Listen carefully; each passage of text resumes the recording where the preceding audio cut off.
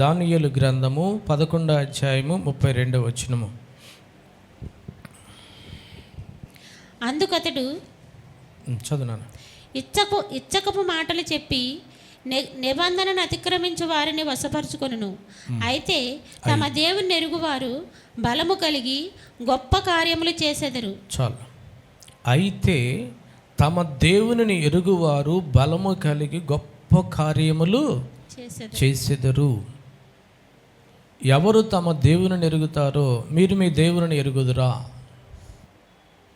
చెప్పాలి. మన దేవుని మనం ఎరిగితే ఆయన కొరకు గొప్ప కార్యాలు మనం చేయగలుగుతాము. మన దేవుని మనం ఎరగకపోతే వాడు మనల్ని ఎరుగుతాడు. ఎవడు? అపవాది. దాని పై మాట అదే అనమాట. ఏం చేస్తాడు? ఇచ్చకపు మాటలు చెప్పి నిబంధనను అతిక్రమించు వారిని వశపరుచుకొనును. నువ్వు దేవుని ఎరగకపోతే ఏమవుతావు? నిబంధనను అతిక్రమిస్తావు. అందుకనే కీర్తనాకారుడు అంటాడు, దేవోక్తి లేని ఎడల జనులు కట్టు విడిచి తిరుగుదురు. మన కుటుంబంలో కూడా తల్లిదండ్రులు నాయన కొన్ని నియమ నిబంధనలు పెడుతూ ఉంటారు. పలానా చోటకు వెళ్ళొద్దు, పలానా దగ్గరికి వెళ్ళొద్దు, పలానా వాళ్ళతో సాంగత్యం చేయొద్దు, లేదా బయట ఎలా పడితే అలా తిరగొద్దని. అలా కాకుండా తండ్రి పట్టించుకోవట్లేదు, తల్లి పట్టించుకోవట్లా. వాళ్ళు ఇష్టం వచ్చిన టయానికి వెళ్తున్నారు, ఇష్టం వచ్చిన టయానికి వస్తున్నారు, ఇష్టం వచ్చినప్పుడు లెగుస్తున్నారు, ఇష్టం వచ్చినప్పుడు పనుకుంటున్నారు. ఆ కుటుంబం ఎలా ఉంటుంది? అపవాది అనేవాడు వాడు నిరంతర ప్రక్రియ. వాడు నిరంతరము కూడా వాడు ఏం చేస్తున్నాడు? తన కార్యాలను జరిగించడానికి వాడు ప్రయత్నించేవాడుగా ఉంటున్నాడు. ఇచ్చకపు మాటలు చెప్పి, అంటే చెప్పకూడని మాటలు, వినకూడని మాటలు, చెయ్యకూడని వాటిని చెబుతూ వాటిని చేయించడానికి వాడు ఆతురత పడేవాడుగా ఉండి ఉంటాడు. నిబంధనను అతిక్రమిస్తాడు. నిబంధన కలిగిన జనులు ధన్యులు అని దేవుని వాక్యం సెలవిస్తుంది. మనకు ఒక నిబంధన ఉండాలి. ఆదివారం వచ్చిందంటే నేను ప్రభు మందిరానికి వెళ్ళాలనే ఒక తీర్మానం నువ్వు కలిగిన వ్యక్తిగా ఉండాలి. కుదిరితే వెళ్తా, కుదరకపోతే మానేస్తా. అది ఎంత బుద్ధిహీనమైన మనసో. కొన్ని పర్యాలు ఇలాంటి మాటలు వింటుంటే చూస్తా చర్చికి రావటానికి, వీళ్ళు చేసుకుంటా అనే మాటలు వింటూ ఉంటుంటే చాలా బాధేస్తుంది. అయ్యో ప్రభువా, నో.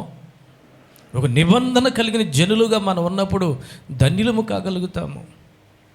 అలా నిబంధన చేసుకున్న భక్తులు మనకి దైవగ్రంథంలో కనపడతారు.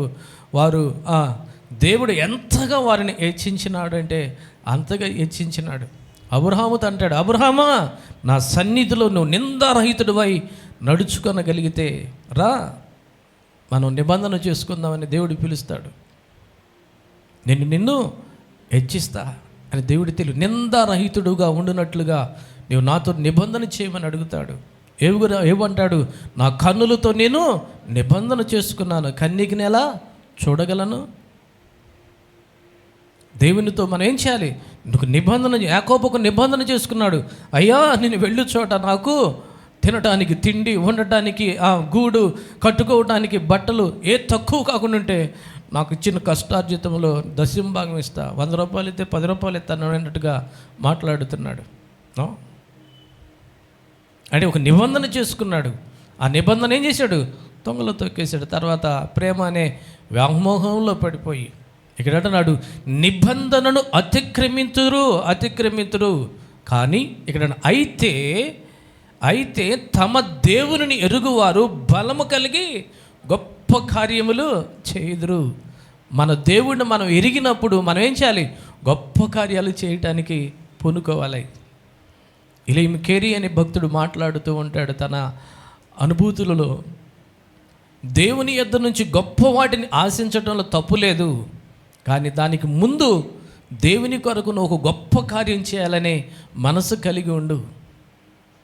ఎప్పుడైతే నా దేవుని కొరకు నేను ఒక గొప్ప కార్యం తలపెట్టాలనే ఈ ఆలోచన ఎప్పుడైతే కలిగి ఉండగలుగుతావో అప్పుడు దేవుడు నీ పట్ల ఒక గొప్ప కార్యం చేయడానికి కూడా ఆ మనసును కలిగి ఉంటాడు. సమూయేలు గ్రంథంలో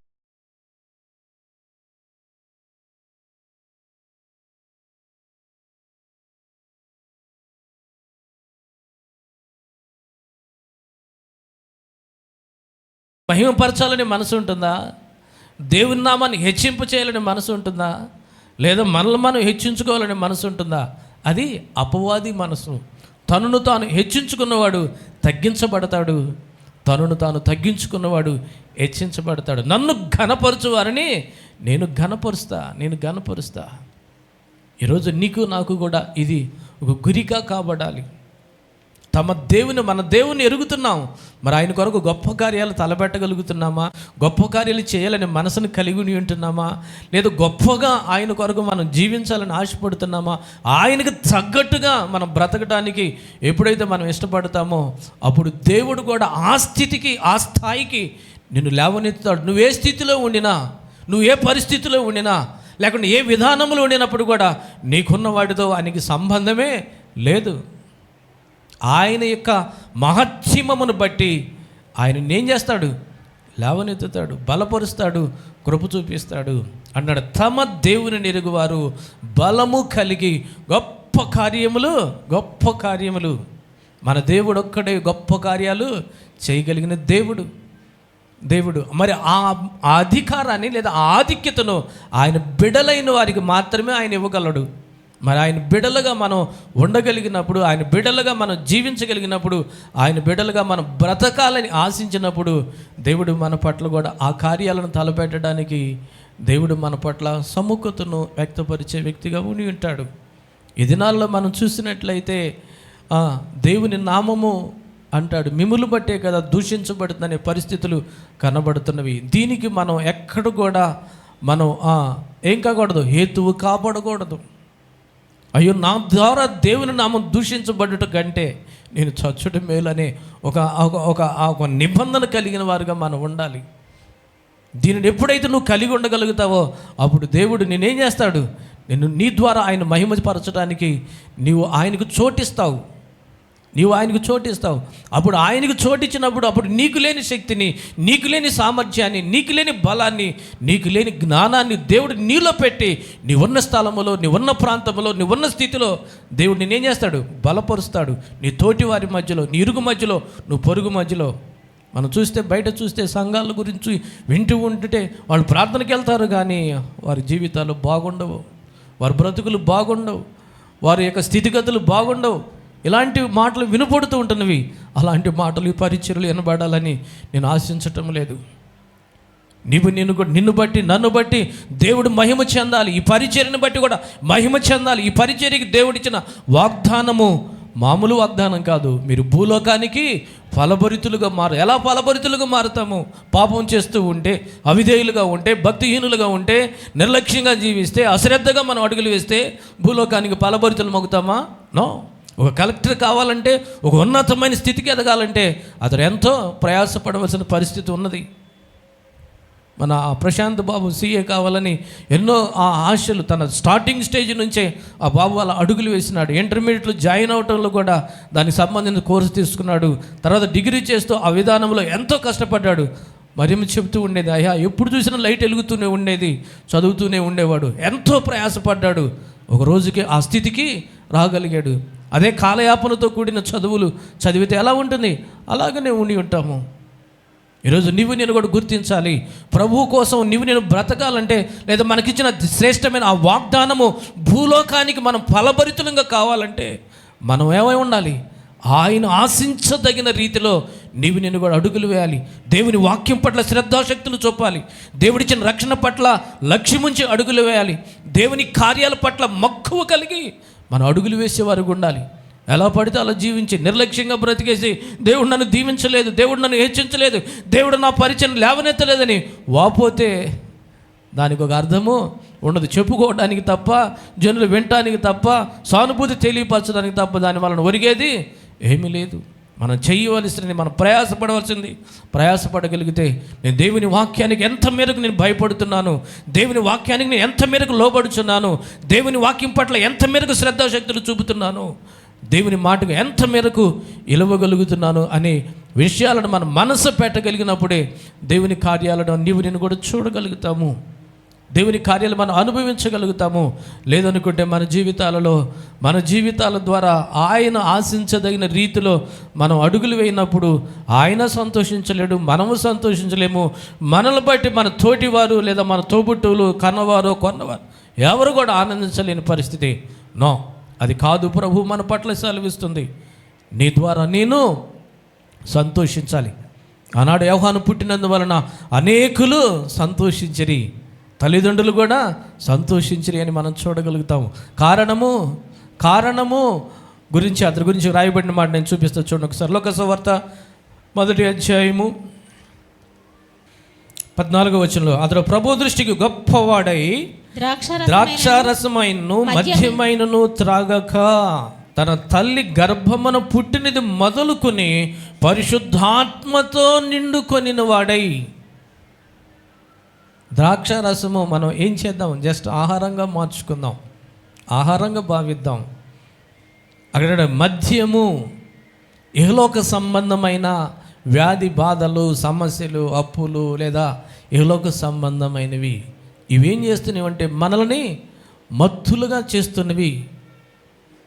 మద్యము త్రాగిన వ్యక్తి ఎంత మొత్తుడుగా ఉండి ఉంటాడో, ఈరోజు నీ అప్పు, ఈరోజు నీ సమస్య, ఈరోజు నీ వ్యాధి, ఈరోజు నీ బాధ నిన్నేం చేస్తుంది? మభ్యపెట్టేస్తేస్తుంది. నాకు వ్యాధి ఉంది కదా, నాకు బాధ ఉంది కదా, నాకు అప్పు ఉంది కదా, నాకు సమస్య ఉంది కదా అని చెప్పేసి అని ప్రభు కార్యాల మీద మనసు పెట్టనీయకుండా మనల్ని ఏం చేస్తుంది? తీసుకెళ్తుంది. అందుకని ప్రభు ఒక ఉపమానం చెప్పాడు. విత్తనాలు విత్తుతూ ఉండగా కొన్ని త్రోవ పక్కన పడినవి, కొన్ని వెళ్ళి ముళ్ళ తొప్పలు పడినవి, కొన్ని వెళ్ళి రాతినాల్లో పడినవంట. త్రోవ పక్కన పడి పక్షులు ఎత్తుకొని పోయినవి, ముళ్ళ తొప్పలో పడిన పాపం మొలిచినవి, కానీ ఆ ముళ్ళు వాటిని అణిచివేసినవి. అంటే ఐహికమైన విచారముల వలన అణిచివేయబడటము. ఈ లోకములో మనకు ఎన్నో సమస్యలు ఉన్నాయి. సమస్యలు ఇవ్వంట్ల, సమస్య లేనివాడు ఎవరు లేరు. సామాన్యుడు మొదలుకుని సామంతుడు వరకు, దరిద్రుడు మొదలుకుని ధనవంతుడైన అనిల్ అంబానీ కూడా, అతను కూడా సమస్య ఉంది, తీరని సమస్య. తన డబ్బు తనని రక్షించలేని సమస్య, తన కుమారుని బాగు చేయలేని సమస్య ఉండి ఉన్నది. కనుక ప్రతి వ్యక్తికి సమస్య ఉంది. అయినా ఆ సమస్యను బట్టి మనం ప్రభువు దగ్గరికి ఆగిపోదామా? ప్రభువుని సేవించకుండా మానేద్దామా? లేదా ప్రభు కార్యాల పట్ల మనసు పెట్టకుండా ఉందామా? నో. అవి ఎలా వచ్చినా అలాగే పోతాయి. కానీ ప్రభు కార్యాల పట్ల మన శ్రద్ధాశక్తులు చూపినప్పుడు, భయభక్తులు చూపినప్పుడు, తద్వారా నేను ఏమవుతావంటే వాటిని అధిగమించే కృపను దేవుడు నీకు నాకు ఇస్తాడు. సమస్యను అధిగమించే కృపను, శోధన జయించే కృపను, నిందను భరించే కృపను, లేకుంటే దాన్ని ఎదిరించే కృపను దేవుడు నీకు నాకు ఇస్తాడు. అప్పుడే నేను కూడా దేవుని కొరకు గొప్ప కార్యాలను చేయగలిగే వారుగా ఉండి ఉంటాము. ఇవి ప్రభువు మన పట్ల ఆశిస్తున్నాడు. వీటిని నేను చేయాలని తలస్తున్నాడు. మనకున్న సామర్థ్యమును బట్టో, మనకున్న శక్తిని బట్టో, లేదా మనకున్న లేకుంటే స్థితిగతులను బట్టో మనం ఏమనుకుంటాము? నేను ఎంతటి వాడిని అనుకున్నాడు మోషే. అయ్యా నేను ఎంతటి వాడిని అయ్యా, నేనా అతన్ని ఈ లక్ష్యం నీ ప్రజలైన ఇజ్రాయేలును ఐగుప్తు నుంచి విడిపించడానికి నేను ఎంతటి వాడిని అని మోషే ఏం చేస్తాడు? తప్పుకోవడానికి ప్రయత్నం చేస్తాడు. కానీ అదే మోషేను దేవుడు తన చేతుల్లోనికి తీసుకున్నప్పుడు, తన చిత్తానుసారంగా అతడు లోబడినప్పుడు, తనను తానుగా దైవ చిత్తానికి అప్పగించుకున్నప్పుడు, తద్వారా దేవుని కొరకు ఎలాంటి కార్యాలు? మామూలు కార్యాలా? చెప్పాలి, అసామాన్యమైన కార్యాలు చేసినాడు. ఏ ఫరో మాట్లాడినాడో, ఎవడు యెహోవా అని మాట్లాడతాడండి. చూడండి, చూపించిన మాట మీకు. నిర్గమకాండము 5వ అధ్యాయము 2వ వచనములో, ఫరో నేను అతని మాట విని ఇజ్రాయేలును పోనిచ్చుటకు యెహోవా ఎవడు? నేను యెహోవాను ఎరుగును, ఇజ్రాయేలుని పోనీయకుండా చేసిన. చూడండి, యెహోవా ఎవడని మాట్లాడతాడు. తర్వాత అంటాడు, అయ్యో నీ దేవుణ్ణి వేడుకో, నీ దేవుణ్ణి నువ్వు వేడుకో. ఈ తెగులు పోవాలంటే, ఈ రోగం పోవాలంటే, ఈ కప్పలు పోవాలంటే, ఈ మిడతలు పోవాలంటే, ఈ సమస్యలు పోవాలంటే నీ దేవుడికి ప్రార్థన చేయ మోషే అని మాట్లాడతాడు. చూడండి, హల్లెలూయా. దేవుని ఆత్మకు మనం చోటు వాళ్ళు దేవుని కొరకు గొప్ప కార్యాలు చేయటానికి మోషే ఏం చేశాడు? తనను తానుగా తనను తానుగా అప్పగించుకున్నాడు. తన ఎదుట ఎంతో భోగము, భాగ్యము, సుఖము, సౌఖ్యము, రాచరికము తన ఎదుటకు వచ్చి ఉన్నది. వాటిల్లోనే పెరిగినాడు. వాటిల్లో పుట్టకపోయినా వాటిల్లో పెరిగినాడు. ఒక రాచరికము, ఒక రాజకుమారుడిగా ఎదిగే అవకాశము దొరికింది. సకల విద్యలు యందు ఆరితేరిన వాడుగా ఉన్నాడు. కానీ తన పుట్టుకతో, ఉగ్గు పాలుతో తన తల్లి నేర్పిన ఆ యొక్క మాటలు తన శరీరములో నరమున వంట పట్టినవి. నాయనా,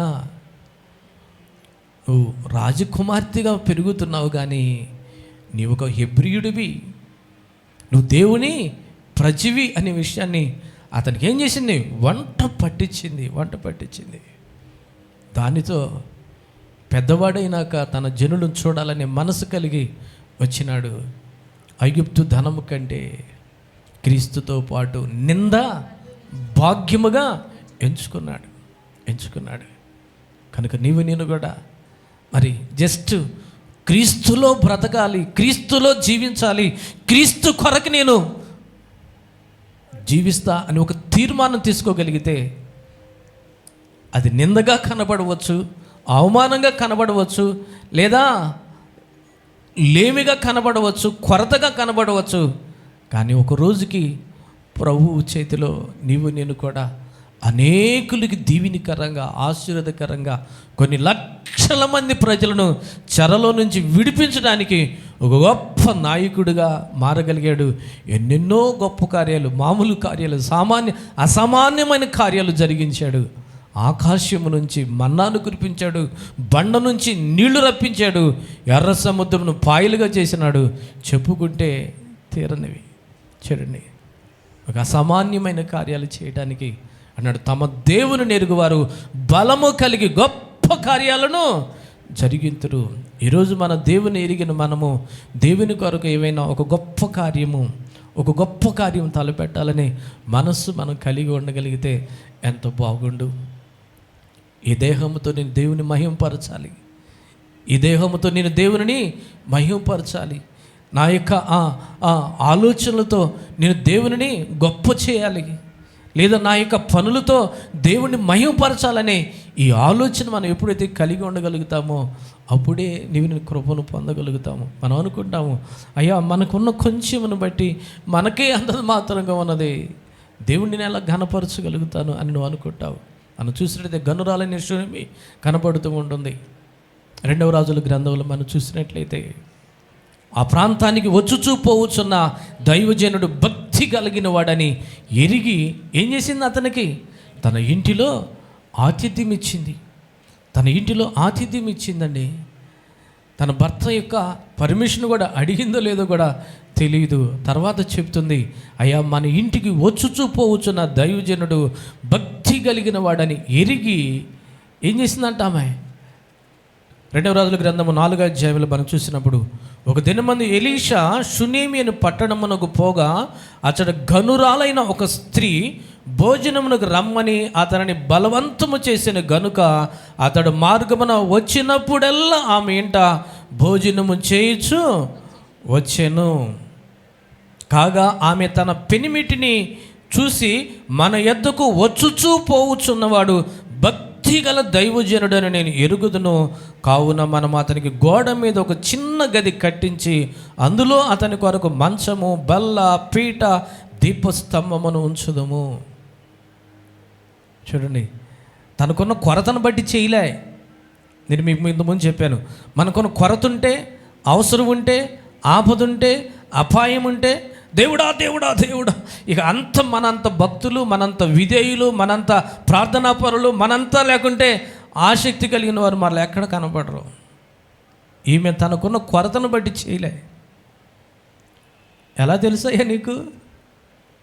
తన దగ్గర ఉన్న పనివాడిని పంపిస్తాడు.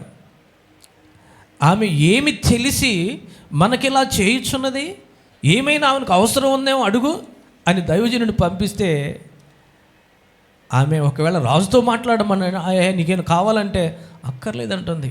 తనకున్న కొదువును కూడా చెప్పలే. ఎందుకంటే తన భర్త ముసలివాడు, ఆమె అవనకాల్లో ఉంది, తనకు బిడ్డలు పుట్టరనుకున్నది. కానీ ఆమె కొరతను దేవుడు గుర్తించి, దైవజనుడు గుర్తించి తన మాటను రిలీజ్ చేస్తాడు, తన వాక్కును రిలీజ్ చేస్తాడు. మీదటికి మరలా వచ్చే తల్లికి నీ ఒడిలో ఒక కుమారుడు ఉంటాడని. చూడండి, కొరతను బట్టి చేయలే, కొదువును బట్టి చేయలే, వెలితిని బట్టి చేయలేదు. కానీ ఏం చేసింది? భక్తి గలవాడని గ్రహించింది. అతని కొరకు తను సిద్ధపరిచిన వాళ్ళని కూడా సిద్ధపరిచిందండి. తన జీవితంలో ఈరోజు నేను కూడా ఎలా ఉండి ఉంటున్నాం? సారేపతి ఎదురాలు మనం చూసినట్టయితే ఏలియా కాలంలో ఆమె కూడా ఏం చేసింది? ఆ దినముతో తన యొక్క ప్రాణాలు ముగించుకోవాలి. ఆ క్షామకాలంలో, ఆ కరువు కాలంలో ఆమె ఏం చేసింది? ఆ పొలంలో ఏరుకోవడానికి బయటికి వెళ్ళింది. అదే సమయంలో దైవజనుడని ఏలియా వస్తున్నాడు. ఆయన అడిగాడు, ఆమెనే ఎందుకు అడగాలి? ఎందరో ఉన్నారు కదా. ఆ మాట లోకభక్తుడు రాస్తాడు. ఆ ప్రాంతంలో లేదా ఆ కాలంలో ఎందరో ఇదవరాళ్ళు ఉన్నారంట. కానీ సారేపతి ఇదవరాళ్ళ దగ్గరికి ఎందుకు పంపబడింది? ఆమె దేవుని పట్ల భయభక్తులు కలిగిన స్త్రీ, దేవుని మాటకు చోటిచ్చే బిడ్డ, దేవునికి లోబడే బిడ్డ. ఆ బిడ్డ దగ్గరికి దేవుడు పంపించినప్పుడు, అమ్మ కొంచెం నీళ్ళు ఇస్తావంటే, నీళ్ళే కదయ్యా, మీ ఇంటికి వచ్చి నీళ్ళు అడిగితేవరా, డబ్బులు అడిగితేవరు, కానీ నీళ్ళు అయితే ఇస్తారు లేదా? నీళ్ళు ఇస్తారు, సింపుల్ అనమాట. నీళ్ళు ఇస్తానికి సరేనని చెప్పేసి వెళ్తాను. మరలా పిలిచన్నాడు, అమ్మ కొంచెం ఒక అప్పం తీసుకురమ్మంటే చెప్తుంది, అయ్యా అప్పం ఒక్కటి కూడా లేదు, ఏదో కొంచెం తొట్టులో పిండి ఉంది, బుడ్డులో కాస్త నూనె ఉంది, పొలంలో ఎరుకుని వెళ్ళి అది నేను నా బిడ్డ ఉన్నాము, తిని చనిపోదామని వచ్చానని చెప్తే అన్నాడు, భయపడొద్దు, నువ్వు వెళ్ళి మొదట ఒక చిన్న అప్పం చేసుకుని, చిన్నదన్నాడా పెద్దదన్నాడా? ఈరోజు ఇచ్చే నీకున్న చిన్నది చాలు దేవుని కొరతను తీర్చడానికి. అలాగనే నీకున్న చిన్నదే నీ అవసరం తీరడానికి, నువ్వు ఆశీర్వదించబడటానికి చాలు. యెహోషువ కాలేబులు సంఖ్యాకాండంలో రండి, నేను చూపిస్తాను. ఇక్కడ ఒక మాట ఉంటుంది, చాలా శ్రేష్టమైన మాట. తనతో పాటు పంపిన వారందరూ కూడా వాళ్ళు మాట్లాడుతూ ఉంటారు, అమ్మో అమ్మో ఆ అనాకీలను చూసి, వాళ్ళను చూసి మనము వారికి నిశ్చయముగా మన ఆహారం అయిపోతామని చెప్పేసి అని వారి దృష్టికి మేము మిడతల్లాగా ఉన్నాము, వారు ఆజానుబాహుల్లాగా ఉన్నారని చెప్తూ ఉంటే, కానీ యెహోషువ కాలేబులు అంటారంటే మనకున్న బలము చాలు, మనకున్న బలము చాలు అంటారు, మనకున్న స్థితి చాలు, నిశ్చయముగా దేవుడు మనల్ని వారిని మనకు అప్పగించబోచున్నాడు అనే విషయాన్ని తెలియపరుస్తాడు. కాలేబు మోషే ఎదుట జనులు నిమ్మళపరిచి మరియు నిశ్చయముగా వెళ్ళుము, దాన్ని స్వాధీనపరుచుకుందాము, దాన్ని జయించుటకు మన శక్తి చాలు, మన శక్తి చాలు. మరి వాళ్ళేంటి అలా మాట్లాడుతున్నారు, వీళ్ళేంటి ఎలా చెబుతున్నారు? మనకున్న శక్తి చాలండి మనం దీవించడానికి, మనకున్న కొంచెము ధనము చాలు, లేదా మనకిచ్చిన బిడలే చాలు వారు ఆశీర్వదించబడటానికి, వారి వృద్ధిలోనికి రావటానికి, వారికి ఉన్న జ్ఞానము చాలు. ఎవరో థామస్ ఆల్వా ఎడిసన్ అనుకుంటా, అతనే కదా బల్బు కనుక్కుంది, అతనేనా న్యూటన్నా? Thomas Alva Edison. అతనుకున్న కొంచెం స్టార్టింగ్లో చూస్తే స్కూల్లో ఎంతో మొద్దోడుగా ఉండేవాడంట. ఎంత మొద్దోడంటే అతను ఇప్పుడు చెప్పింది అప్పుడు కాసేవాడికి మర్చిపోయేవాడంట. అలాంటి వ్యక్తి కాలక్రమేణా తనకున్న ఆసక్తిని బట్టి చిన్న చిన్న అడుగులు వేస్తూ చేస్తే తర్వాత తను గుర్తించింది ఏమిటంటే, మన మెదడులో కొంచెము లేకుంటే చిన్న మెదడు ఇంతే ఉంటుందంట, అది దానిలో మరి కొంచెమే సరిగా పనిచేస్తే ఎంతో జ్ఞానాన్ని మనము సంపాదించవచ్చు అని చెప్పేసి మనం చూడగలుగుతాము. అలాంటి వ్యక్తి ప్రపంచానికి దీవెనకరంగా ఆశీర్వాదకరంగా మారగలిగాడు. మొదట్లో ఎలా ఉన్నాడు? ఒక మొద్దులాగా ఉన్నాడు, పనికిరాని వాడు అన్నాడు, లేకుంటే నిస్సహాయుడు అన్నట్టుగా కనబడినాడు. కానీ దేవుని కృపను బట్టి అలా అడుగులు వేసినప్పుడు దేవుడు ఎంతగా బ్లెస్ చేసినాడు. ఇక్కడ ఈరోజు నేను అనుకుంటాము, కొన్ని పర్యాయాలు మన వల్ల అవుతుందా? మనం రెంటే కొట్టుకోలేకపోతున్నాం. చర్చి స్థలం కొనగలుగుతావా? చర్చి కట్టగలుగుతావా? సంఘాన్ని నడపగలుగుతావా? కొన్ని పర్యాయాలు ఇలాంటి ప్రశ్నలు కొన్ని మా ఎదుటికి వచ్చినప్పుడు అయ్యా అని చెప్పేసి ప్రభు పాదాల చెందపడి ఏడవటం తప్ప మరొకటి లేదు. స్టార్టింగ్లో పరిచర్య ఇచ్చేటప్పుడు కూడా నాతో దైవజనులు అదే మాట అన్నారు, నీ వల్ల అవుతుందా అని అన్నాడు. నేను ఒకటే అన్నా, నా వల్ల కాదన్నా. మరి ఎట్లా అన్నాడు, నా దేవుని వల్ల అవుతుందని అన్నా. నేను నమ్మిన దేవుని వలన అవుతుంది. ఎందుకంటే నా కుటుంబాన్ని నేను కట్టుకోగలిగిన, నా స్వజనులు ఇలాంటి ప్రతికూలమైన పరిస్థితుల్లో కుటుంబాన్ని కట్టుకోలేక విచ్ఛిన్నమైపోయిన సందర్భాలు నేను చూసా. ఆ మాటలు నాతో చెప్పినప్పుడు నేను విని భయపడలా. ఒకటే, నా దేవుడు నాతో ఉన్నాడు. ఆనాడు దావీదుని ఏమని మాట్లాడతాడు, సౌలు అంటాడు, అరే నువ్వు బాలుడివి. అతడు బాల్యం నుంచే యుద్ధాభ్యాసములను అభ్యసించినవాడు, ఆజానుబాహుడు. అతడు అన్ని కూడా కవచాలను ధరించినవాడు, యుద్ధశూరుడు అతను గొలియాతు. మరి నువ్వు చూస్తే కాదు కాదయ్య, నాకు ఒక వాడుకున్నది. ఆ వాడుకు చొప్పున నేను అతన్ని జయిస్తా. నా తండ్రి మందను అడవిలో నేను కాస్తున్నప్పుడు ఆ మంద మీదకి ఒక పర్యాయం ఎలుగుబంటి వచ్చింది, మరొక పర్యాయం సింహం వచ్చింది. కానీ ఆ ఎలుగుబంటి నోటి నుంచి, ఆ సింహపు నోట నుంచి గొర్రెను తప్పించినాను. అది నా మీదకి రాగా దాని మీద పడి దాన్ని చంపి అవతల పడేశా. ఆ అనుభూతి ఉన్నది కనుక దాని నోటి నుంచి తప్పించిన దేవుడు ఈ గొలియాతు చేతి నుంచి నన్ను తప్పించడా అని మాట్లాడాడండి. కనుక ఆ రోజు చెప్పినప్పుడు నా దేవుడు నాకు సహాయం చేస్తాడని చెప్పేదానికి సౌండ్ లేదు. సరే అన్నారు. కానీ మామూలు పరిస్థితులు కాదు, అలాంటి పరిస్థితుల నుంచి దేవుడు తీసుకుని వస్తూ ఈ పరిచర్ని ముందుకు నడిపిస్తున్నాడు. దేవుని బట్టి ధైర్యం కలిగి అడుగులు వేయటమే తప్ప వెనకమాల స్థితిగతులను బట్టి కాదు, లేదా వెనకమాల ఏదో ఉందని బట్టి కాదు, ఆయన కృపను బట్టి, ఆయన నడిపింపు బట్టి. కానీ ఇంకా ఈ విషయాల్లో ప్రభు నన్ను ఏమంటే, భక్తి చేస్తున్నావు, లేదా దేవుని పరిచర్య చేస్తున్నావు, దేవుని కార్యాలు చేస్తున్నావు, బిడా అది చాలదు. ఆసక్తి ఉంది, అది చాలదు, అత్యాసక్తి కావాలి. ఆనాడు ఏలియా ఆసక్తితో ప్రార్థన చేస్తే వర్షమును 3.5 సంవత్సరాలు నేను కురిపించకుండా ఆపేశాను. మరి అదే ఏలియా ఆసక్తితో ప్రార్థన చేస్తే మరలా వర్షం ఇచ్చాను. కానీ అత్యాసక్తి కావాలన్నాడు. ఏ విషయంలో? ప్రార్థించే విషయంలో. ఎవరితో? సంఘముతో. ఒకసారి రండి అపోస్తలుల కార్యములు 12వ అధ్యాయము. దేవుని కార్యాలు చూడాలని ఆశించాలని తలంచే మనము, దేవుడు మనకిచ్చిన వాగ్దానాలకు రీచ్ కావాలనుకుంటున్న మనము, ఆనాడు పేతురు చెరసాలలో ఉన్నాడు. పేతురు చెరసాలలో ఉన్న తన ముందున్న యాకోబు ఏమైనాడు? పట్టబడినాడు, శిరచ్ఛేదనం చేయబడినాడు. మరుసటి రోజుకి పేతురు అని చెప్పేసి అని డిక్లేర్ అయిపోయింది. కానీ పేతురు పాపం ఏం చేస్తున్నాడు? నిరాశ్రయమైన స్థితిలో, నిరాశతో నిస్పృహమన్నట్టుగా భయపడిపోలేదు, వడికిపోలేదు, ఆరాంసిగా నిద్రపోతున్నాడండి చెరసాలలో ఉండి. కానీ సంఘం అయితే ఏం చేస్తుంది? అతని కొరకు అత్యాసక్తితో ప్రార్థన చేయుచుండగా. పేతురు చెరసాలలో ఉంచబడెను. సంఘమైతే అతని కొరకు అత్యాసక్తితో దేవునికి ప్రార్థన చేయుచుండెను. ఈ విషయాన్ని దేవుడు నాకు తెలియపరుస్తున్నాడు. నీకున్న శక్తి, నీకున్న ఆసక్తి మంచిది, నేను కాదన్నట్లా.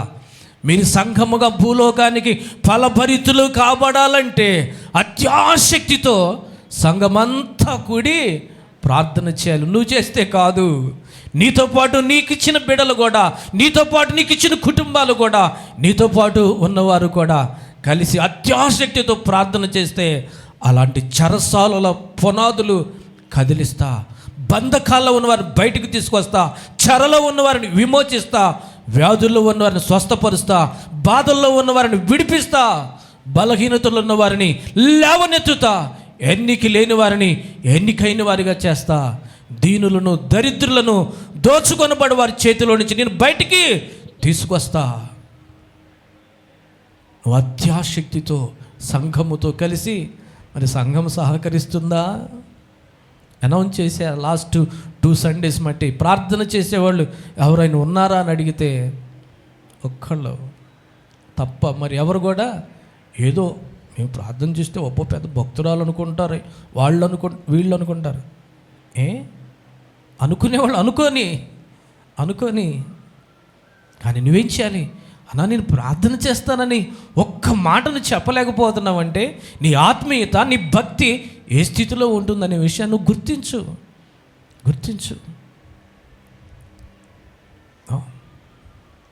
డబ్బులు ఇవ్వమంటలే, ప్రార్థనే కదా నేను కోరుతుంది.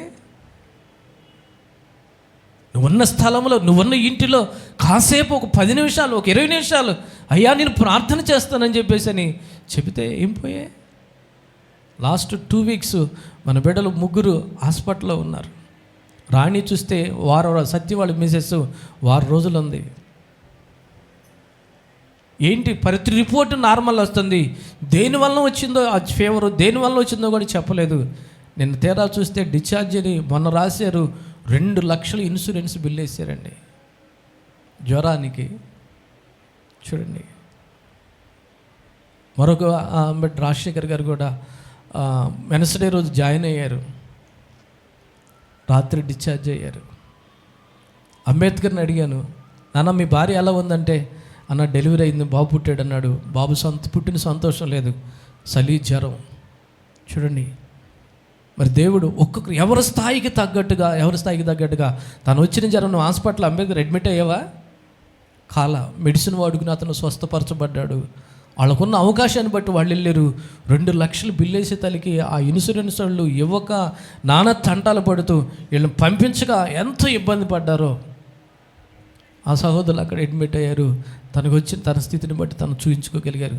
కానీ ఎవరి స్థితికి తగ్గట్టుగా దేవుడు వారికి అవకాశం ఇచ్చి ఆ పరిస్థితి నుంచి మనం బయటకు వస్తుంటే దానిని బట్టి నేను ఎంత కృతజ్ఞతగా దేవుని దగ్గరికి రావాలి, దేవుని మీద ఆధారపడాలి, దేవుని మీద కొన దగ్గరికి రావాలని ఈ మనస్సుని ఆలోచన మనం కోల్పోయే వారికి ఉంటే ఎట్లా?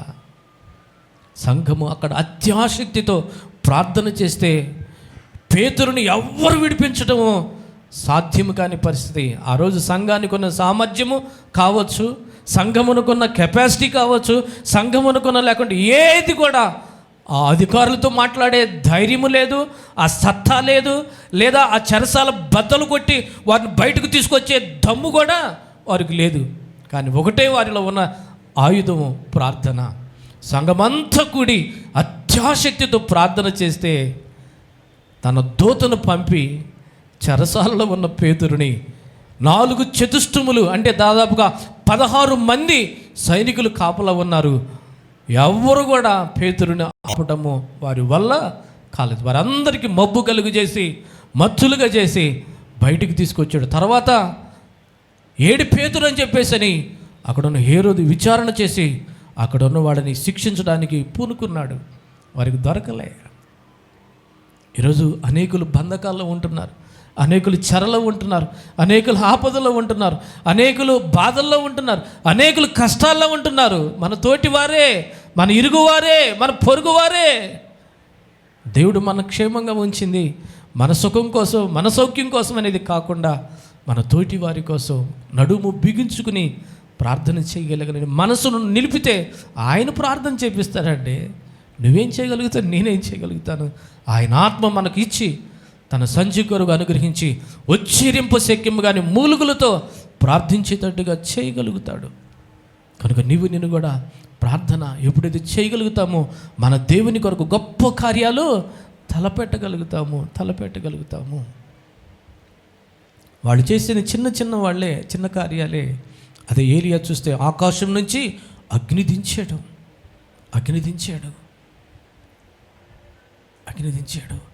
మరొక వ్యక్తి కనబడతాడు. మొదటి సమూయేలు గ్రంథంలో దావీదు ఫిలిష్తీయులందరూ భీతి నొందుతున్నప్పుడు, భయపడుతున్నప్పుడు ఆ జానుబాహుడైన గొల్యాతుని ఒక దెబ్బతో, కత్తి లేదు, ఈటె లేదు, ఏ ఆయుధము లేదు, అయ్యో ఇజ్రాయేలులో ఈ నింద తొలగించాలని అతడు పూనుకున్నాడండి. ఒడిస్సులో రాయి తీసుకుని అతన్ని నేల కొరిగేటట్టుగా కొట్టగలిగాడు. ఒకటే, యుద్ధము నాది కాదు యెహోవాదని తన దేవుని ముందు పెట్టుకుని తన దేవునికి గొప్ప మహిమ తెచ్చేటట్టుగా అతడు నిలబడగలిగినాడు. న్యాయాధిపతుల గ్రంథంలో ఇజ్రాయేలులు దాదాపుగా 6 సంవత్సరాల పాటు చెరలోనికి వెళ్ళిపోయిన పరిస్థితి కనబడుతుంది. కనీసం జీవన సాధనం అంటూ కొంచెం కూడా లేకుండా వారి పశువులు సైతం, వారి పొలాలు సైతం కూడా అంత దోచుకుంటే వారికి నివాసాల్లో కూడా నివసించడానికి అవకాశం లేక వెళ్ళి కొండల్లో గుట్టల్లో దాగి వారు ఉండి ఉంటారు. అలాంటి పరిస్థితుల్లో గిద్యోనుడు దేవుడు పిలుచుకుని ఏర్పాటు చేసుకుని, పరాక్రమము కలిగిన బలాఢ్యుడా, యెహోవా నీకు తోడై ఉన్నాడని చెప్పి ఒకే మనుషుల్ని హతము చేసినట్లుగా నువ్వు మిథ్యానులందరినీ హతము చేస్తావని అతనికి బలాన్ని ఇచ్చాడండి. తన జనుల పక్షంగా మిథ్యానుల చేతిలో నుంచి ఇజ్రాయేలుని కాపాడినాడు. ఈరోజు దేవుని కొరకు మనం ఏం చేయాలనుకుంటున్నాం? దేవుని కొరకు ఎలా ఉండాలనుకుంటున్నాం? దేవుని కొరకు ఎలా బ్రతకాలనుకుంటున్నాం? దేవుని కొరకు లేకుండా ఏం చేయాలనుకుంటున్నాం? ప్రభు అంటున్నాడు, మనం ఏదో కొండలు పగలగొట్టలేదు, బండలు పగలగొట్టక్కర్లేదు. ఆయన ప్రేమించినట్టుగా ప్రేమించగలిగితే, ఆయన క్షమించగలిగినట్లుగా క్షమించగలిగితే, ఆయన భరించినట్లుగా భరించగలిగితే, ఆయన సహించినట్లుగా సహించగలిగితే, ఆయన ఓర్చుకున్నట్టుగా ఆయన చూపిన ఆదరణ, ఆయన చూపిన కరుణ, ఆయన చూపిన కనికరము మన తోటి వారి పట్ల మనం కూడా చూపాలని ఆశపడుతున్నాడు. మన ద్వారా మనం కట్టుకున్న వారే బాధపడుతుంటే పట్టించుకుని వారంగా ఉంటే, మన తోటి వారే మన మాటలను బట్టి వాళ్ళు బాధపడుతూ ఉంటే వాటిని మనం మనసు పెట్టలేని వారు ఉంటే ఎలా? ప్రభు ఆత్మకు మనం చోటిద్దాం. మనల్ని మనం ప్రభు చిత్తానికి అప్పగించుకుందాం. ప్రభు కొన్ని పర్యాలు దేవుడు తెలియపరుస్తుంటే ప్రార్థనలో అలా 21 days ఒక ఫాస్టింగ్ ప్రే చేసుకుని ప్రభువులో నేను గడపాలని అలా ప్రార్థిస్తూ ఉంటే దేవుడు కొన్ని పర్యాలు తెలియపరుస్తున్నాడు. నీవే దేవుని కార్యాలకి అడ్డుబాటుగా ఉంటున్నావు. నన్నే చూపిస్తున్నాడు, ఎవరిని చూపించట్లేదు. దేవుని కార్యాలకు నీవే ఆటంకకరంగా అడ్డుబాటుగా ఉంటున్నావు. ఒక చెక్కలాగా ఉంటున్నావు, ఒక నిరోధకంలాగా ఉంటున్నావు. చెక్కకి వైరు తీసి కనెక్షన్ ఇచ్చేసి అవతల బొలు పెట్టాను అనుకోండి, దానివల్ల ఉపయోగపడుతుందా? దానివల్ల కరెంట్ సప్లై అవుతుందా? అవటలే. సంఘముకు నీవు నీ ద్వారా నీకు ఇచ్చిన సంఘాన్ని దీవించాలని ఆశపడుతున్నాను. నీవే ఒక నిరోధకంకరంగా ఉంటున్నావు. ప్రార్థించవలసినంతగా ప్రార్థించట్లేదు. విధేయత చూపించవలసినందుకు విధేయత లోబడవలసినంతగా లోబడట్లేదు. ప్రేమించవలసినందుకు ప్రేమించట్లేదు. సహించవలసినందుకు సహించట్లేదు. నువ్వు అవిధేయుడు అవటం వలన అనేకులు అవిధేయులు కనబడుతున్నారు. నువ్వు ప్రార్థనాహీనుడు వలనే అనేకులు ప్రార్థనాహీనులుగా ఉంటున్నారు.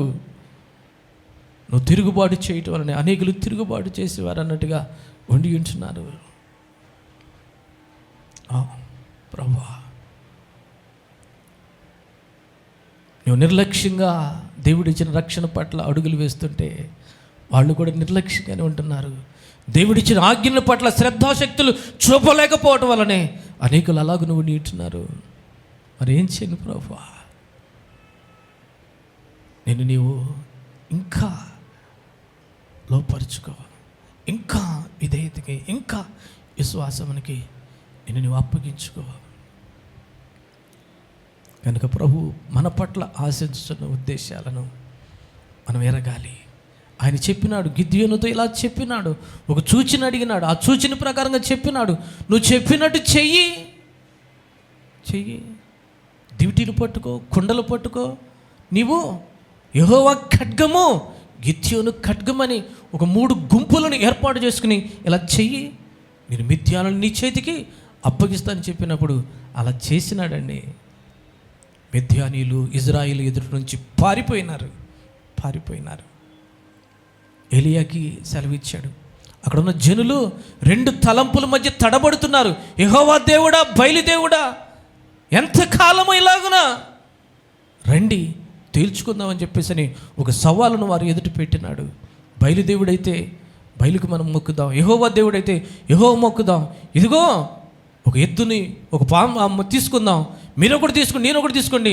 పశు మాంసాన్ని దహించి మీరు ప్రార్థన చేయండి. ఆకాశం నుంచి అగ్ని దిగి వస్తే బయలుదేవుడు, ఒకవేళ మీ వల్ల కాకపోతే నేను ప్రార్థన చేస్తా, ఆకాశం నుంచి అగ్ని దిగి వచ్చి ఆ పశు మాంసాన్ని దహించి వేస్తే యెహోవా దేవుడని తేల్చుకుందాం రండి అని చెప్పేశాడు. అక్కడ జనులను పిలిచినాడు. పాడైపోయిన బలిపీఠాన్ని బాగు చేసినాడు. ఆ కందకంతో వినాడు. తిరిగి ఆ 12 రాళ్ళను పెట్టినాడు. యెహోవా నామం పేరట ఆ బలిపీఠాన్ని కట్టి చుట్టూరు ఆ కందక ఆ పశుమాంసాన్ని బలిపీఠం మీద పెట్టి ముద్దంతా కూడా ఆ కందకం చుట్టూ నీళ్లు నింపేసినాడు. చూడండి, తడిసిపోతే కట్టిన కాలదే, అలాంటిది తడిపేసి ప్రార్థన చేస్తున్నాడు. తన ప్రార్థన ఆ నీళ్ళు ఏమైనాయో పెట్రోల్గా మారి ఉంటుందేమో. నీటిని ద్రాక్షారసంగా మార్చిన దేవుడు ఇక్కడ నీళ్లను పెట్రోల్గా మార్చాడేమో. జస్ట్ ఆకాశం ఒక్క ప్రార్థన చేస్తే ఆకాశం నుంచి అగ్ని దిగటము, ఆ పశుమాంసాన్ని దహించడం అంటున్నారు. వాళ్ళందరూ కేకలేస్తారు, యెహోవాయే దేవుడు, యెహోవాయే దేవుడు, యెహోవాయే దేవుడు. 450 మందిని అంతమంది ఇచ్చాడు. దావీదు చూసినట్లయితే ఎప్పుడైతే ఏ గొలియాతును బట్టి సౌలు సైతం ఇజ్రాయేల్ అందరూ కూడా భీతి నందుతున్నారో, ఆ గొలియాతును బట్టి భయపడలా.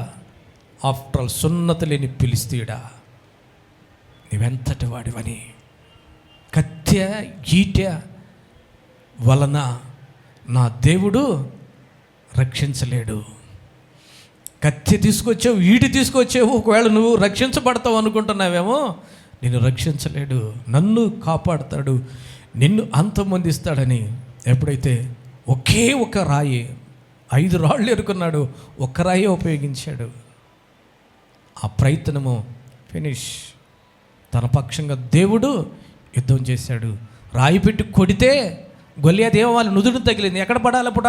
అతను రాయి పెట్టి నుదురును కొట్టాడు. ఇప్పుడు నన్ను ఎటు కొట్టినప్పుడు, ఎటు నెట్టినప్పుడు నేను వెనక పడతానా ముందుకు పడతానా?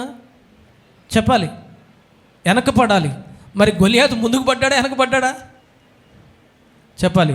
అతను ప్రయత్నం చేశాడు, దేవుడు వెనకమాల నుంచి ఆయన కొట్టాడు. అతను ఉపయోగించింది చిన్న రాయ, వెనకమాల దేవుడు కొట్టాడు, బోర్లకు పడ్డవాడు అతను కత్తి తీసుకుని అతని మెడను తెగ నరికాడు. అప్పుడు అంటున్నారు, సౌలుకు 1000, దావీదుకి 10,000. చూడండి, ఈరోజు మన భక్తి విశ్వాసాలు, మన ఆత్మీయతను పెంచుకుందాం. దేవుని పట్ల పౌరుషంగా బ్రతుకుదాం. ఆచారంగా అలవాటుగా చచ్చిపడిపోయిన సంఘమే ప్రకటన గ్రంథంలో ఉంటుంది. ఇదిగో నీ మృతుడు అయితివి, జీవించుచున్నావు అని పేరు మాత్రమే నీకున్నది. సంఘమే పేరుకి, కానీ చచ్చిపోయిన సంఘం అయితే దానివలన ఉపయోగం ఏంటి?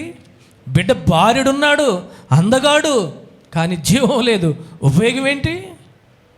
ఈరోజు సంఘము చచ్చిన స్థితిలో నుంచి బయటికి రావాలి. ఈ విషయంలో మా మట్టుకు మేము ప్రభువు సన్నిధిలో నేను ఆశిస్తున్నాను. ఉన్న బిడ్డలు కూడా నా మట్టుకు రావాలి.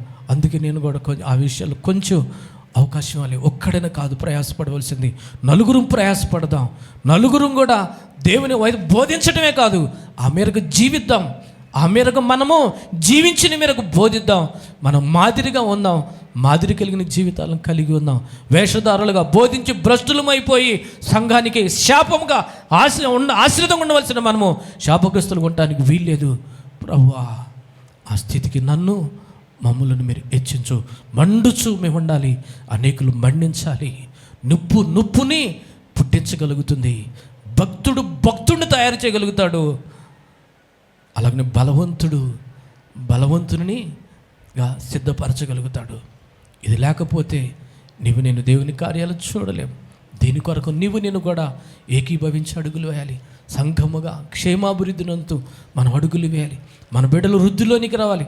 మనం దేవుని కృపను పొందాలి. సమస్యలు ఉన్నాయి, వ్యాధులు ఉన్నాయి, బాధలు ఉన్నాయి, అప్పులు ఉన్నాయి, సమస్యలు తలకు మించినవి ఉన్నవి.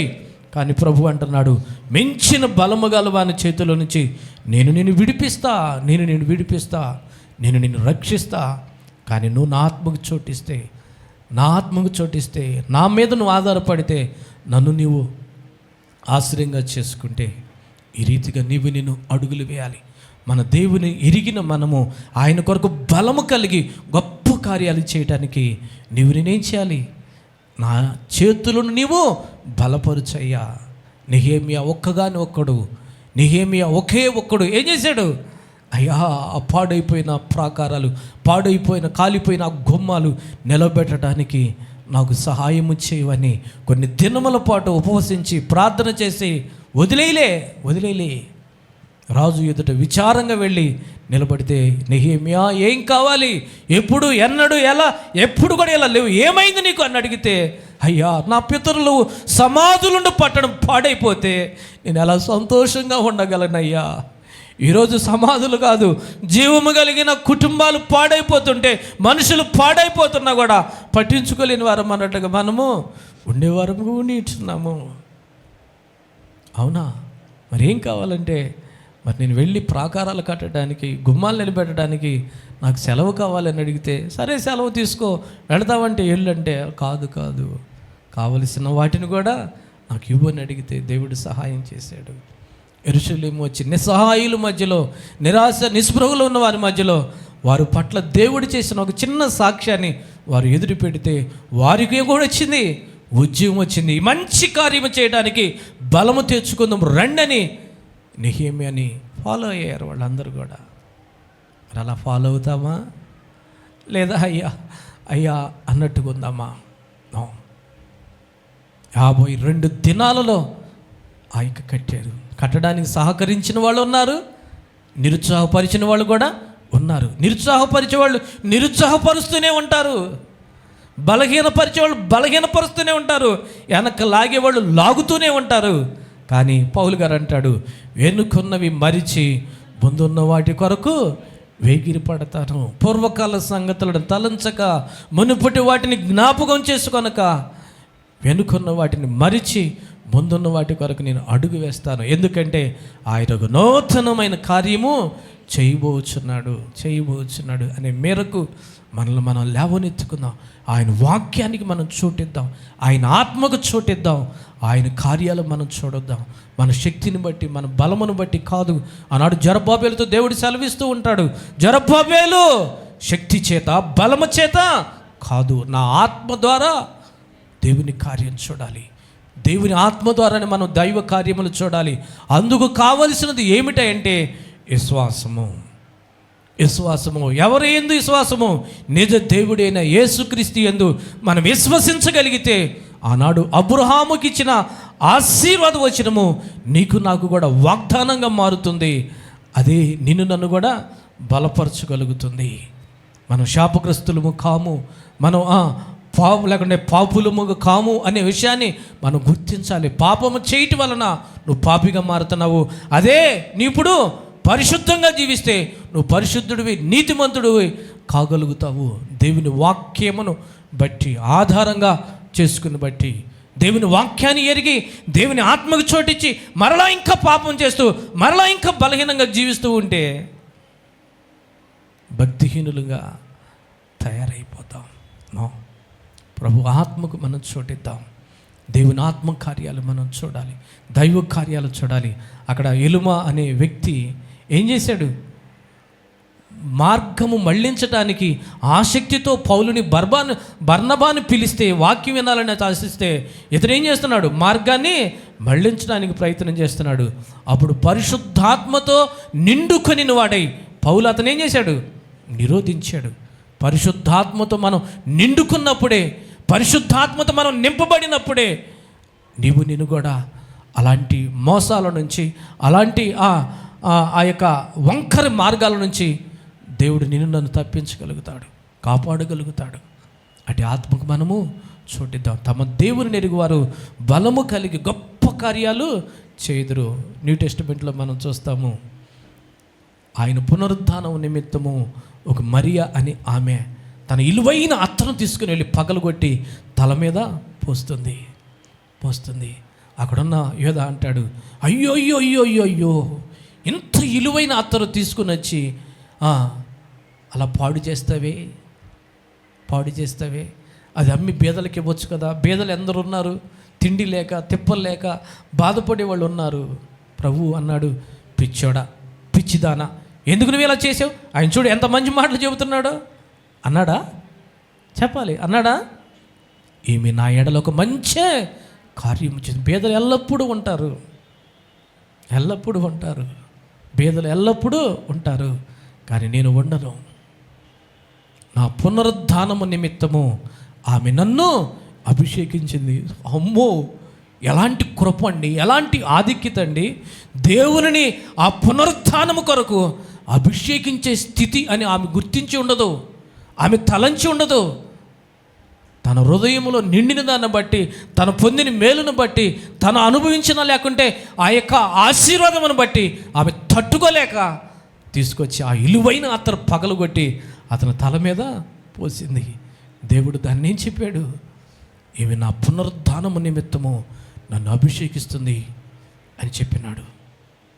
చూడండి, మనం చేసే కార్యాలు కొన్ని పర్యాలు మనం అనుకుంటాము చిన్నవి అనుకుంటాము, కానీ దేవుడు వాటిని గొప్పవాటిగా చేయాలని తలస్తున్నాడు. ఈరోజు నేను కూడా మన దేవుని కొరకు గొప్ప కార్యాలు చేయాలి. లాస్ట్ సండే బిడ్డలు ఫస్ట్ ఫ్రూట్ అన్నట్టుగా, ఫస్ట్ ఫలం అన్నట్టుగా తీసుకొని వచ్చి దేవుని మందిరంలో తమకు వచ్చిన జీతంలో, మా పాపకు వస్తే ఆ వచ్చిన క్షణంలోని జీతం పంపించింది. తర్వాత మరొక పాప చేస్తుంది. నేను అనుకోలే, వాళ్ళ బాబాయ్ సేవకుడు, వాళ్ళు మరుసటి రోజు ఊరెళ్తున్నారు, వచ్చి ఫాస్టింగ్ ప్రేయర్కి వచ్చారు.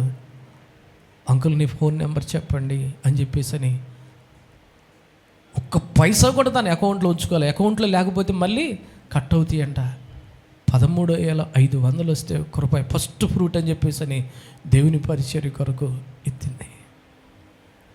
ఎంత ఆశ, ఎంత ఆకాంక్ష!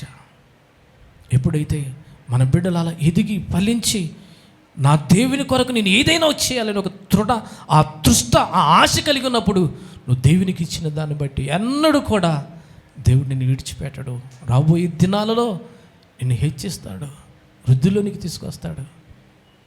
అలాగనే ప్రశాంత్ కూడా తన ఆ అడుగులు దేవుని వైపు ఎప్పుడైతే మళ్ళించుకున్నాడో, దేవుడు ఒక్కొక్క అడుగు వేస్తున్న కొలది తన విధేయతను బట్టి, తన విశ్వాసమును బట్టి దేవుడు కార్యాలను జరిగిస్తున్నాడు.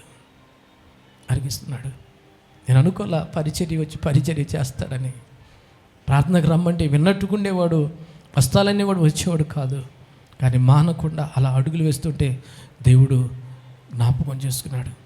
ఇప్పుడు అందరూ ఆ ప్రాంతంలో ఫస్ట్లో ఏ ఇంటిలో వాళ్ళు రెంట్కున్నారు అదే ఇల్లు కొనుక్కునే కృపనిచ్చారు. వాళ్ళు చుట్టుపక్కల ఇల్లు కట్టుకున్నారు. కానీ వారు ఆ పరిస్థితుల్లో, బిడ్డలు హెచ్చించబడలేని పరిస్థితుల్లో కొద్ది రోజుల్లోనే దేవుడు మరలా కృప చూపించి ఒక ఉన్నతమైన మంచి గృహాన్ని కట్టుకునే స్థితికి దేవుడు హెచ్చిస్తాడు. మన బిడ్డలు అలా ఫలించాలి. ఎక్కడ లోకములో పాపేచ్ఛల్లో, ప్రేమేచ్ఛల్లో, భోగేచ్ఛల్లో, శరీరేచ్ఛల్లో పడిపోయి అవన బిడ్డలారా మీ జీవితాలను పాడు చేసుకోవద్దు. మీ తల్లిదండ్రుల కలలను నెరవేర్చబడాలంటే మీరు దేవుని పట్ల భయభక్తులు కలిగి జీవించాలి. నేను ఒకటే ప్రార్థన చేస్తున్నా, ఈ పరిచర్య మీద దైవ భయము మెండుగా దిగాలయ్యా. సేవకునికి కుటుంబం మీద ఏంటి, కుటుంబాల మీద ఏంటి, దేవుని భయము మన మీద నిండుగా మెండుగా దిగాలి. నువ్వు ఎక్కడ ఉండినా, నువ్వు పని చేసే చోట కావచ్చు, నువ్వు నివసించే చోట కావచ్చు, నువ్వు ప్రయాణం చేసే చోట కావచ్చు, దైవ భయము నీ మీద ఏలుబడి చేస్తే అది నిన్నేం చేస్తుంది, నిత్యము నడిపిస్తుంది. అలా కాకుండా దైవ భయాన్ని పక్కన పెట్టావా, నీవు పాపానికి లాగివేసుకుంటావు. దేవుడు హెచ్చించాడని, దేవుడు దీవించాడని, దేవుడు వృద్ధిలోకి తీసుకొచ్చాడని దేవుని భయాన్ని పక్కన పెట్టడానికి లేదు అంటాడు. నిత్యము భయము కలిగి ప్రవర్తించువాడు ధన్యుడు. నిత్యము భయము కలిగి ఉందాం. మరొక మాట ఉంది, నిర్భయముగా జీవించువారలారా మీకు శ్రమ. ఏం కాదులే, ఏమవదులే, ఏం జరగదులే, ఏమైంది, ఎందుకు అని ఇలా ప్రశ్నించే పరిస్థితికి ఎదగొద్దు. నీ తల్లికి, నీ తండ్రిని ప్రేమిస్తూ, లోబడి నువ్వు జీవిస్తూ, మేరకు అవసరమైతే వాళ్ళు చదువుకోలేదా, వాళ్ళు ఎడ్యుకేట్ చేయి, కానీ తిరస్కరించుకు, తోలనాడకు, తృణీకరించుకు. కొన్ని పర్యాయాలు చులకనగా మాట్లాడే వ్యక్తులు నేను చూశాను, తల్లిని, తండ్రిని. అలా ఉండొద్దు. ఎందుకంటే యవ్వన కాలములో నువ్వు దేవుని కాడి మోయాలి. నీవు గొప్పవాడివి కాబడాలి. నువ్వు దేవుని కాడి మోస్తే ఆయన నిన్ను హెచ్చిస్తాడు, నిన్ను దీవిస్తాడు, నిన్ను ఆశీర్వాదకరంగా, దీవెనకరంగా చేస్తాడు. అలాగున పరిచయలు ప్రతి బిడ్డ మంచి భక్తి చేయాలి. చదువుకోలేని పరిస్థితి ఒకవేళ మన ముందు ఉంది, కానీ నేను చదువుకోలేదు, చదువుకుంటేనే వాళ్ళని దేవుడు హెచ్చిస్తాడు అనేది కాదు. మంచి భక్తి చేయి. చదువు లేని దావీదుని దేవుడు ఎలా హెచ్చించాడో అన్నాడు యేసు ప్రభు కూడా మాట్లాడుతుంటే అతను పాండిత్యమునకు అదిరిపోయారు. ఆయన ఎక్కడ చదువుకున్నట్టుగా మనం చూడం. దేవుడు జ్ఞానం ఇచ్చే వ్యక్తి, మంచి భక్తి చేయాలి, దేవుని పట్ల భయభక్తులు కలిగి జీవించాలనే ఈ తృష్ట, ఈ మనసు మనం కలిగి ఉండాలి. మనం ఎక్కడ నివసించినా బలు రక్కసి చెట్లో ఉన్న ఒల్లి పద్మలే ఉండాలి. నీ చుట్టూ భక్తిహీనులున్నా వారి మధ్యలో నువ్వు భక్తుడుగా కనబడాలి తప్ప భక్తిహీనుడుగా ఉండవద్దు. భయభక్తులు కలిగి నువ్వు జీవించాలి. నీ మాటలను బట్టి, నీ చర్యలను బట్టి, నీ చేష్టలను బట్టి, నీ వస్త్రధారణను బట్టి, లేదా నువ్వు ప్రవర్తించే ప్రతి స్థితిని బట్టి కూడా ఈమె భయభక్తులు కలిగిన స్త్రీ అండి, ఈమె తను భయభక్తులు కలిగిన వ్యక్తి అండి అనే ఈ భయము నిత్యము మనం ఏలుబడి చేసేది ఉండాలి. అట్టి భయభక్తులు కలిగిన సంఘముగా మనం ఉండాలి. నీతిని ప్రేమిస్తూ భక్తిహీనతను ద్వేషిస్తూ ఉంటే అప్పుడు చుట్టూ ఉన్న పరిచర్యలను మించిన పరిచర్యగా దేవుడు లేవనెత్తబోతున్నాడు, బలపరచబోతున్నాడు. మన అవసరాలు తీరుస్తాడు, మన వెలుతులు పూడుస్తాడు, మన సమస్యలను కూడా తీసివేస్తాడు. అవి చెత్తలాగా వరద వచ్చినప్పుడు ఎలా కొట్టుకుపోతాయో అవి కొట్టుకుపోతాయి. ఆశీర్వాదం వచ్చినప్పుడు ఉంటాయా? అయ్యే ఉండవు. వరద వచ్చినప్పుడు చెత్త ఉండదు, వరద రానప్పుడే పేరుకుపోతుంది. ఆశీర్వాదం అనే వరద మన కుటుంబాల మీదకి దిగాలి. అలాంటి కృప నీవు నేను పొందాలి. ప్రభువులు బలలో పాలు పొందే మనము కూడా ఏం చేయాలి? అయ్యా, నాలో విధేయత పెరగాలి, విశ్వాసం పెరగాలి, నాలో పవిత్రత రావాలి, నాలో పరిశుద్ధత రావాలనే స్థితికి నా భక్తి, నా విశ్వాసం పెంచుకోవడానికి నేను తీసుకోవాలి తప్ప తుంచుకోవడానికి కాదు, లేదా నీ సన్నిధికి దూరం అవటానికి కాదు. అభిప్రాయాలు అనిపిస్తుంది. అసలు సంఘము మొన్న వచ్చిన ఉపవాస ప్రార్థనకు వచ్చిన వాళ్ళే సంఘము, వీళ్ళు కాదు. సంఘం అంటే ఆ నలుగురే, ఎవరైతే ఫాస్టింగ్ బ్రేక్ చేయగలుగుతారో వాళ్ళే సంఘము. మిగిలిన వాళ్ళందరూ కూడా ఒట్టిట్టోళ్ళే. అలా ఉండొద్దు. దూరాన ఉన్నావా, బారాన ఉన్నావా, ప్రతికూలమైన పరిస్థితుల, వయసు మించిపోయిందా, లేక రాలేని పరిస్థితి, అవి వాళ్ళు ఏదైనా కారణాలు చెప్తే పర్లేదు. అనుకూలం ఉండి, అవకాశం ఉండి, ఆసక్తి ఉండి, అన్నీ ఉండి కూడా రాలేకపోతే ఏమి చేయలేము. కనుక దేవుని ఆత్మకు మనం చోటిద్దాం. సంఘం బలపడితేనే కుటుంబాలు బలపడతవి. కుటుంబాలు బలపడితేనే మన తోటి వారికి దీవెనికరంగా, ఆశీర్వాదకరంగా మారగలుగుతాము. దేవుడు అలాంటి కృప మనకి ఇవ్వాలని ప్రార్థన చేద్దాం. లేచి నిలబడదామా? ఒక్కసారి వెలుగెత్తి చిన్న ప్రార్థన చేద్దామా? దేవా, నీకు మా వందనాలయ్యా. దేవుని సన్నిధికి వచ్చి సమయం చూసుకునే వారం కాక, దేవుని సన్నిధికి రావాలంటే అయ్యా పరిస్థితులను ఎదుర్కొనే వారంగా కాక, దేవా నీ కార్యాల పట్ల మక్కువ కలిగి అడుగులు వేయాలయ్యా. అయ్యా, తమ దేవుని ఎరుగువారు బలము కలిగి గొప్ప కార్యములు చేయుదురంటున్నావయ్యా. అదే ఇచ్చక మాటలాడు వారు నిబంధనను త్రోసివేసి అయ్యా నశించిపోతారంటున్నావయ్యా. ఆ మేరకు లేవనెత్తండి, బలపరచండి. మమ్మల్ని మేము సరి చేసుకోవటానికి, సరిదిద్దుకోవటానికి మీరు ఎంతో కృపనిస్తున్నారయ్యా, ఎంతో సమయం ఇచ్చినారయ్యా, ఎన్నో అవకాశాలు ఇచ్చినారయ్యా. మేము ఇంకా కడగబడిన వారుగానే, ఇంకా శుద్ధి చేయబడిన వారుగానే, ఇంకా లోబడిన వారు మేము ఉండటానికి వీల్లేదయ్యా. నీ వాక్యం విస్తారముగా మీరు మాకు ఇస్తున్నారు. నీ వాక్యం అనే ఉదక స్నానం మేము చేయాలయ్యా. మాలో ఉన్న నిర్జీవ క్రియలను విడిచిపెట్టాలయ్యా. జీవము కలిగిన క్రియలు మేము చేయాలయ్యా. జీవము కలిగిన నాయన దేవుణ్ణి మేము సేవిస్తూ ఆ జీవము కలిగిన దేవునికి నాయన మహిమకరంగా అడుగులు వేయాలయ్యా. మీరుగా సహాయం ఇచ్చేయండి, కృపనివ్వండి, గొప్ప జయమునివ్వండి, బలపరచండి అయ్యా. ప్రతి కుటుంబాన్ని మీరు దృష్టించి నీ గొప్ప కార్యాలు జరిగించమని యేసు కృప కలిగిన నామమును బట్టి ప్రార్థించి వేడుకొనుచున్నాము తండ్రి.